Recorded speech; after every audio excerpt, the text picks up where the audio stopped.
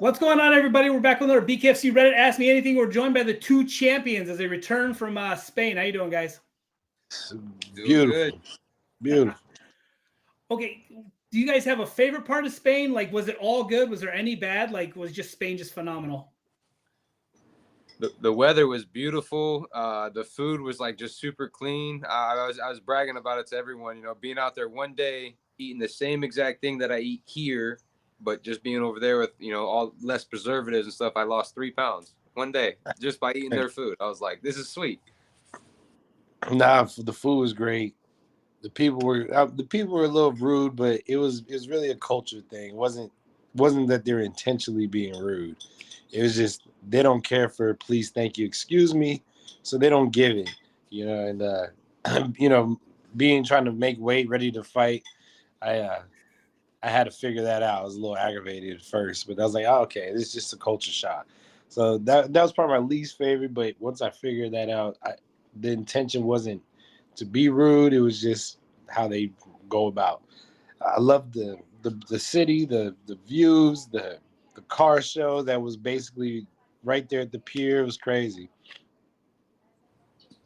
Did you did you guys both go to that Raja party? Like that Raja party looked phenomenal. Dave, did you go to that too? Yeah, I went and checked it out. I kind of just I'm not a big partying guy, but I felt like obligated that I had to go show face at some of these places, and I got invited, so I went and checked it out. And it was pretty chill, man. It was laid back. They had like the bars and stuff. Everyone was drinking. I wasn't drinking, but I was just hanging out, talking, made some connections, networking a little bit, and it was a good time all in all. Well, I mean, yeah, especially the party after the fight, that was fun. Um, it was real, like he said, it was a chill, cool little house party. Which me being from New Mexico, I'm all for. But they had a DJ, they had a bar, they had place to take pictures. What I'm saying, they had food. It was great. It was great. I enjoyed myself fully. Now, Austin, I know you took your family. Dave, did you take your family too, or were you able to? I went out there solo. I mean, I had my mid coach and one of my good buddies of mine come out and help me through everything and keep track and everything. And outside of that, we were just getting mentally focused for the fight. Respect. Austin, what is it like going with your family? I know, like, probably going up to the fight, it's kind of like you have to, keep be aware of them. But after you win, I mean, is it just party central and you got your family there, so you got to do nothing but fun stuff? So it's juggling. It's a little bit juggling act, but my wife is real good at separating me as the husband and me as the fighter, because it's two different. I'm not very good husband or father while I'm in that fight mode. And I tell everybody, like, boxing, I don't care who you are, but you got to have an ego, and you have to be really selfish, and especially during camp and fight week, like, I'm very humble and very giving, but during that time, like, nah, I need my rest, I need my food, I need my water, I need my timing, and I need y'all to stop pissing me off too. You know what I mean? So, I and again, feel that. I feel they're that. not doing nothing. It's just me. Really, I'm an asshole. So, um, shout out to them. They know how to deal with me for the most part. Okay, Dave, you were over there. I feel like you went over significantly early compared to everybody else. Like Austin kind of came over at the last minute. Like, did you go over early on purpose? Were you trying to avoid the hurricane in case something happened, or was it just to get No, mentally I prepared? went over there on purpose. Like I said, I wanted to get my mind right. A lot of stuff going on back here at home, and I just wanted to be able to focus completely on the fight. I know like the time zone is 6 hours difference. It was ahead, so I don't feel like it'd have been that bad if I did show up late. Because it's almost like fighting at 2 p.m. instead of at late at night. So, but it was cool to go over there and just be able to chill out, focus, and I was able to train. It was so easy. Like we went to that Real Club de Padel, and they had the restaurant, the sauna, the ice bath, the gym, the boxing ring. Everything was right there. I was like, it was easy. We spent like 6 hours a day there for like 5 days before the fight, and it was the best. Yeah, that place was unreal though. That gym was crazy. Yeah. Everything, and it was like kind of outside, kind of inside, but it was dope. Okay, so you guys talked about networking, and I think a lot of people will be like, "Oh, there's rappers there, and Conor McGregor was there." But the amount of sponsors and big corporate guys that I saw were there. How was that networking? I mean, I feel like it's got to be great for your guys' career going forward because you were able to make those awesome connections right there. For sure. Exactly, just going in there, shaking their hand, meeting them, just getting to know a face of the company, and it just allows us to build a relationship to start everything off, and then from here going forward, if they reach back out or if I reach out to them, at least we'll know who we are, and then from there, obviously I fight so they see me, but I want to also be able to represent them and know how they are as a person. So going out and meeting those people, it makes a big difference and it helps a lot for sure. Hey, everybody likes to stand next to a champion, and especially a champion that had a cool, clean second round knockout, and a nice little war in the fifth round. It was great to not only come on from the top stage and then come down and shake these men that are at the top floor. So for both of us, it was a mutual beneficial meeting. I feel like. Okay, so I'm going to try to say this as respectfully as possible. A lot of people were saying this is going to be a war. Both your fights are going to be a wars. I thought that your guys' fights were two of the ones that I thought were going to be pretty. You knew the outcome going in. I feel like a lot of people were saying Dave versus Danny Christie was going to be like a brawl and a war. Was your guys' camp saying like prepare for a war, or were you guys camp saying like this is going to be easy? You guys are going to outclass these guys. For me, we 100% expected the fight to go exactly how it did. Um, Outside of that, of course, we do train for a war because at the end of the day, you never know what's going to happen. But all in all, we have some genius coaches, masterminds in there, and no matter what, we'll always put the work in, and that's the end results. Yeah, same. We knew that we had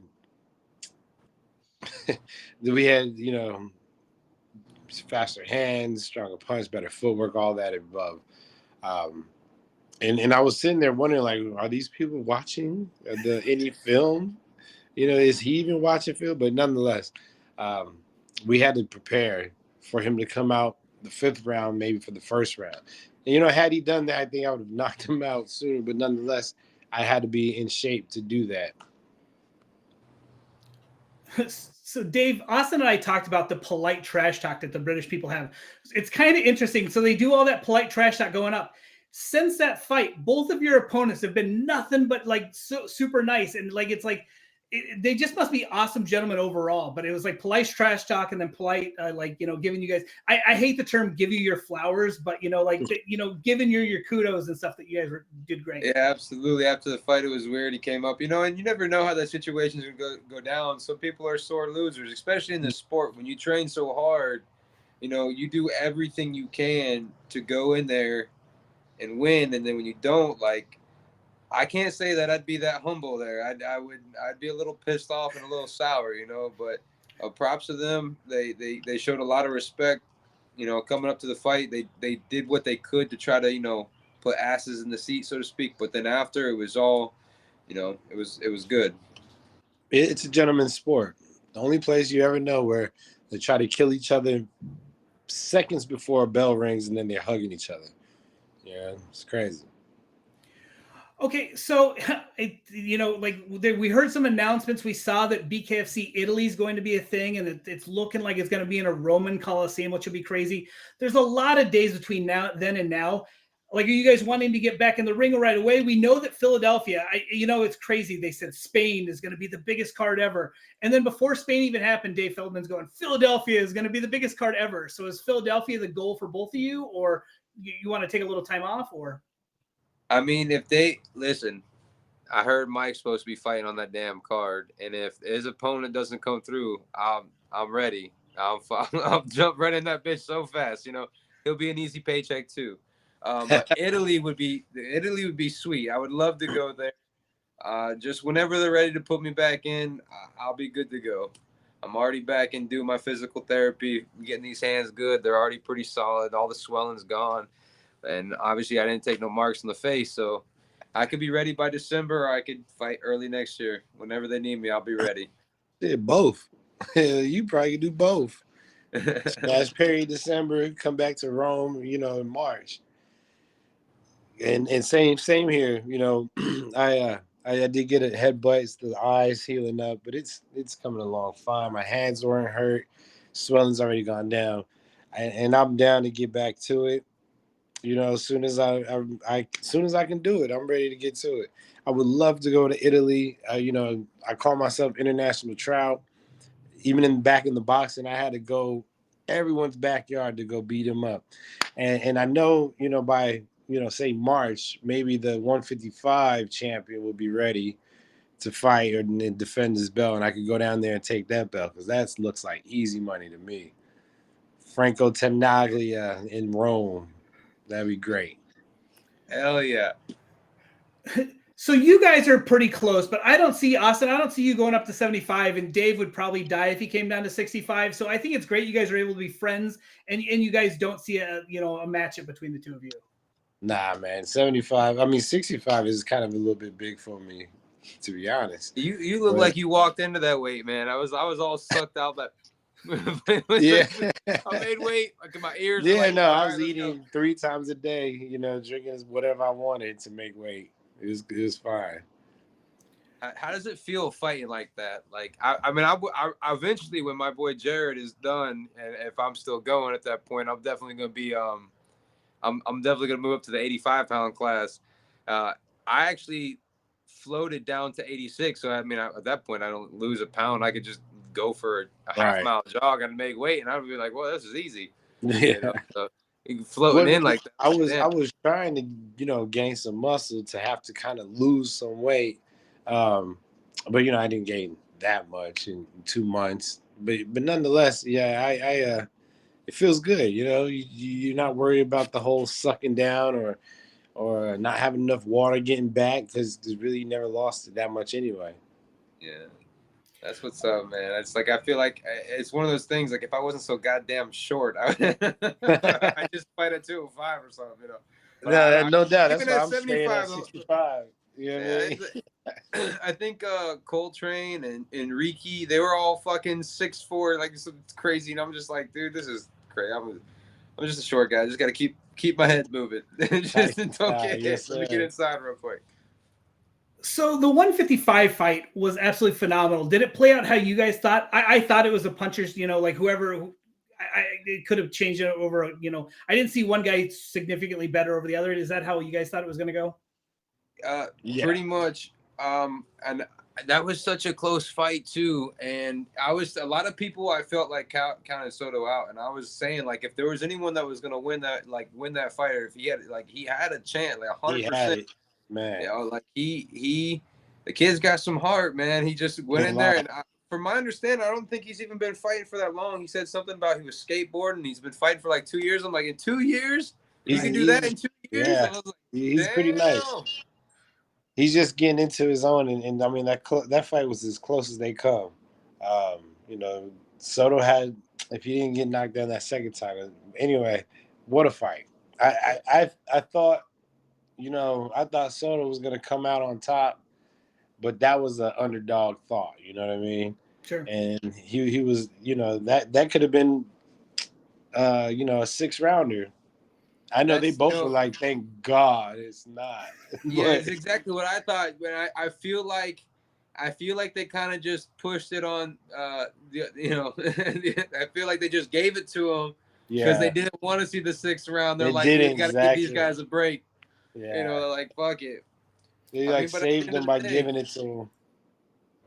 and then Connor did say he was gonna double the purse. So I mean, I could be like, all right, well, fuck. Yeah, I mean, if you're happy with that, just get back in there, get right back on. That should definitely be there should be a should rematch be for sure. rematch. Yeah, everybody would love to see that. And you That got was so a many fucking highlights from the brawl. first fight. Yeah, yeah, run that back, and then let me get the winner. You know what I mean? Was this your first time meeting Connor for the both of you, or had you met him before? Like, did you have any preconceived notions? Was he better? Was he worse? Like, can you tell us about meeting and hanging out with Connor? It was like my first time talking to him. Of course, we've crossed paths, said hello, shook hands, and there's like little things like that. But outside of that, like talking to him in person too. So that it was cool. He seemed to be enjoying himself. He called me up to the ring. I was a little out of place, and I didn't know what to do, but I was like, all right, I'm coming. No, he was cool, man. He took pictures and shook everybody's hand. You could tell he really loves this shit. And I mean, his energy, like in person, it's real. Like what you see on the cameras, what you see in real life. And he probably don't remember, but I've met Connor a couple times, especially when he was going to do that fight with Floyd. um, but still, he was a great. I mean, you couldn't pay for that type of publicity that he's bringing. Sure.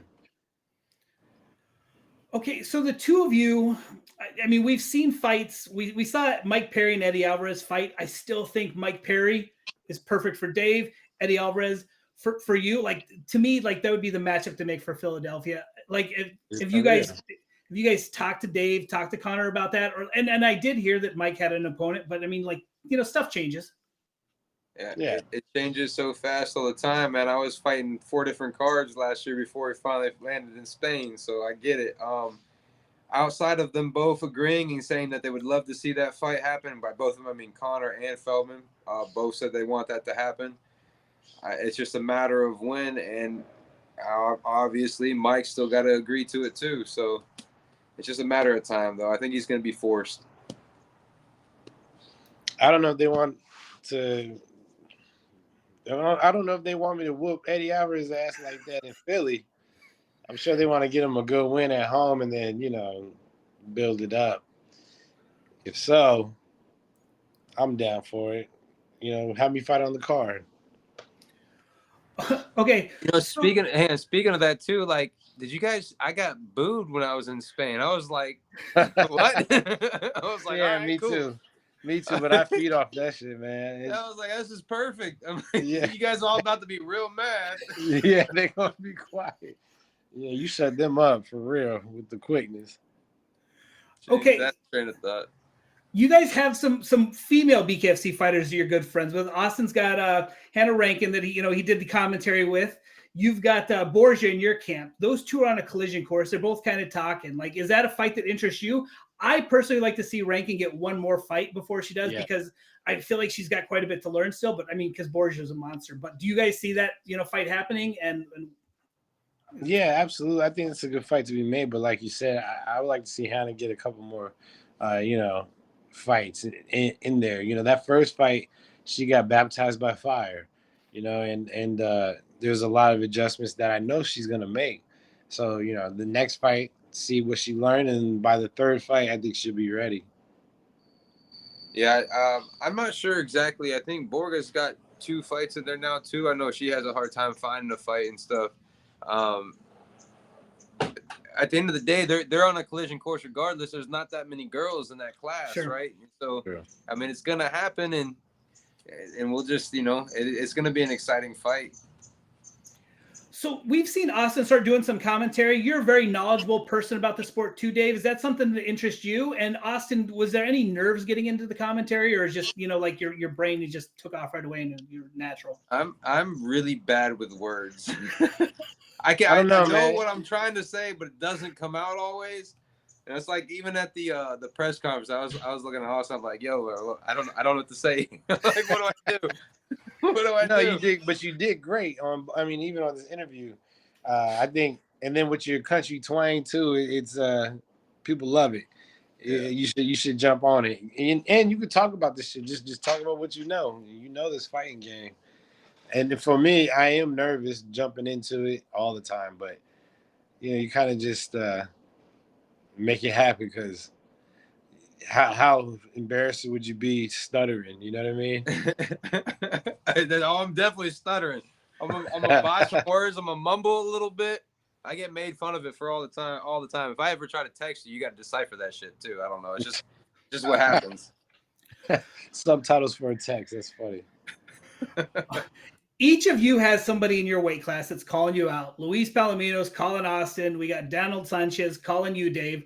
I feel like neither of those fights really intrigues either of you. Is there anybody currently at your weight class that intrigues you that you'd like to fight? I feel like both of you guys think, and I think both those guys need another fight before they can not necessarily be on the level to call you out. Do you agree? Or yeah, it's hard because for my side of it, like Sanchez, what I think he's 3-1 or 2 or something. I think he has a loss, and it's like I have 10 fights now. I'm the champ. What really gives him, who has he beat? Stuff like that. Sure. Like, don't get me wrong. Like, at the end of the day, I think it'd be the easiest fight there is for me right now. Obviously, I want somebody like Perry. He doesn't even want to do it at the 75 pound. Like he told me he'd take it, but only at 85. So I'm just I've cleared out the division, and all these guys got to kind of come up a little bit, and then we're gonna go from there. So that's my side of things. I mean, honestly, I'm looking at that 155 belt, and Tanabe looks like lunch to me. As far as the 165 class goes, whoever, like, I'm the champ, all eyes on me. I'm not, I'm not looking at the peasants right now. I'm looking at the other kings. Yes, I like that. Okay, so we talked to Austin before he went, and he said he was going to try to keep his face clean because his mom and his wife would whoop his ass. That did not happen. So can you tell us, did you get whipped? So because it was a headbutt, they're like, all right, it kind of doesn't count, and it was 5 stitches. And again, it wasn't a punch. It's like that doesn't count. It's not a punch, Mom. It wasn't a punch. It was a headbutt. So yeah, I think she's coming over next week. Yeah, I think she might bring the belt. We'll see. Or you go grab a switch off the tree. Either way, it'll be gone by then, so you can be like, "Look, I'm healed. I'm Nothing clean. happened." Yeah, I'm clean, man. Neosporin every day. Okay, so now that you guys are like defending, like, I mean, do you have big, like, oh, we lost him. Hopefully he comes back. Is there, oh, there he is. Do you guys have any interest in doing a boxing fight? You know what I mean? Like, I would love to see like a crossover. Austin, I would love to see you go back and prove that, hey, you're just as dominant in boxing as you are bare knuckle. Yeah. And Dave, what about yourself? Is that something that interests you, like MMA or boxing fight? People calling. That's probably what happened to Trout too. I think you're asking me if I was interested in doing a boxing match.